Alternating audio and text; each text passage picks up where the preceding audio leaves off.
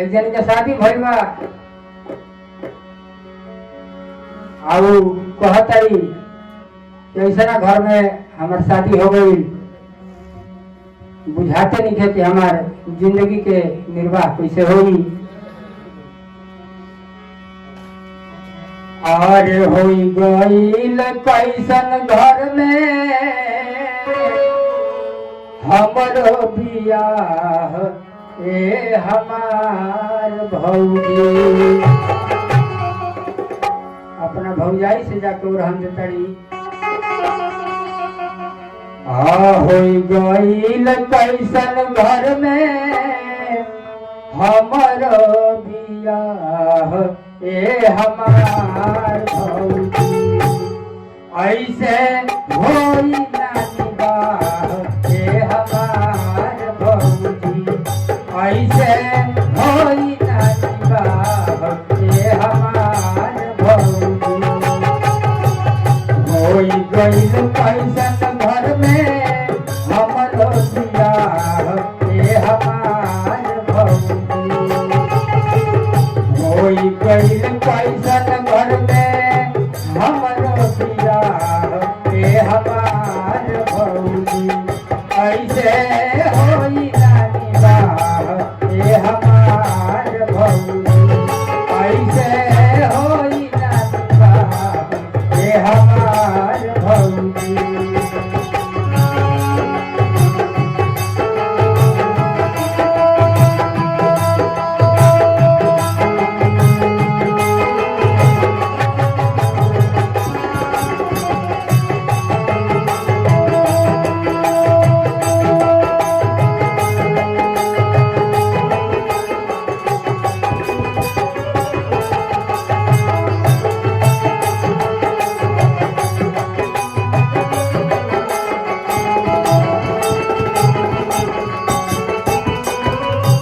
कवि बताओ धड़ी। और हाथ गोड़ सिर की बात न दहिया भोगाई।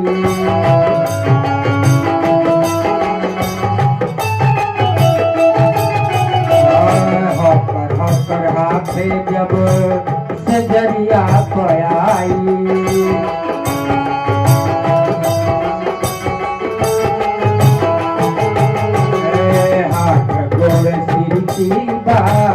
नदिया भोगाई।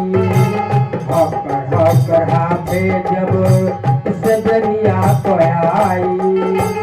लगे लगे हो खाला पर मन नहीं भरे ए हमार भौजी।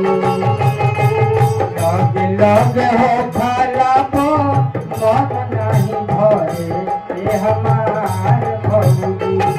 ऐसे होई ना निबाह ए हमार भौजी। ऐसे होई ना निबाह ए हमार भौजी।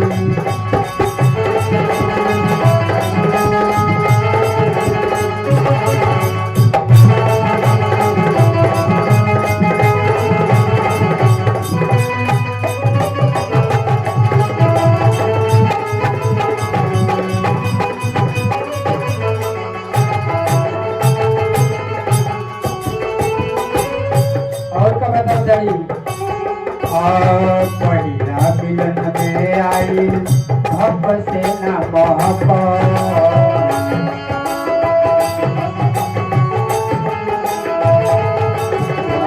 दारू खैनी सिगरेट से मन हमार सनक।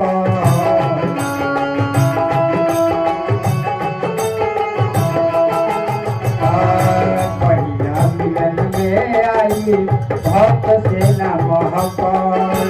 दारू गई सिगरेट से मन हमर सन पर भागे भागे हो खिला तो धक घिसियावे ए हमार भौजी भागे भागे हो खिला तो धक घिसियावे ए हमार भौजी ऐसे होई ना ए हमार भौजी ऐसे होई ना ए हमार भौजी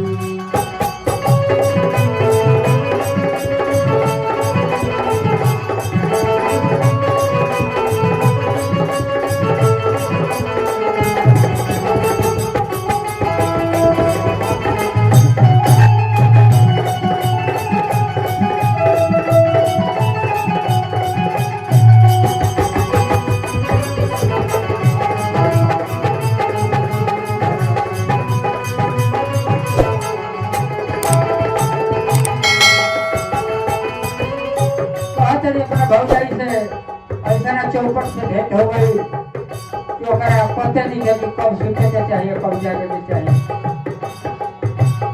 कहतरी आए दिन दुपहरिया से जरिया सजावेला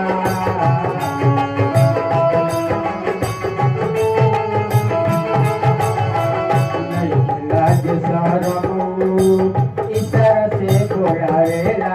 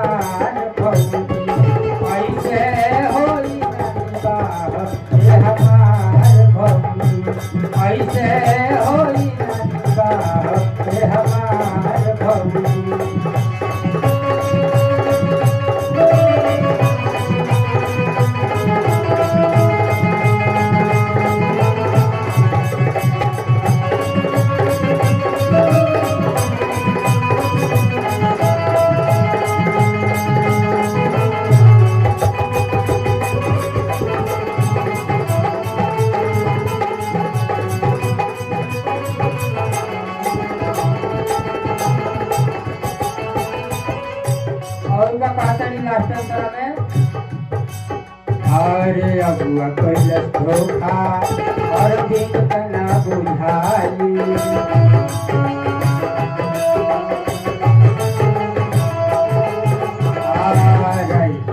मंद जब से जरिया पयाई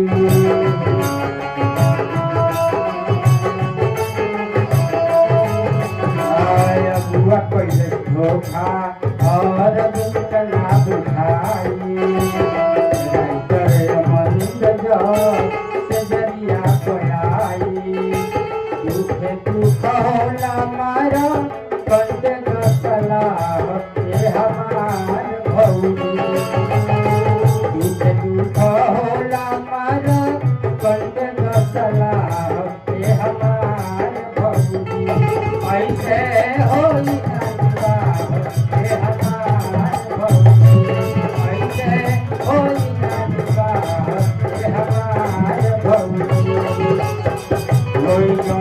पैसन घर में हमर बियाह के हमार भौजी होई गईल पैसन घर में हमर बियाह के हमार भौजी ऐसे होई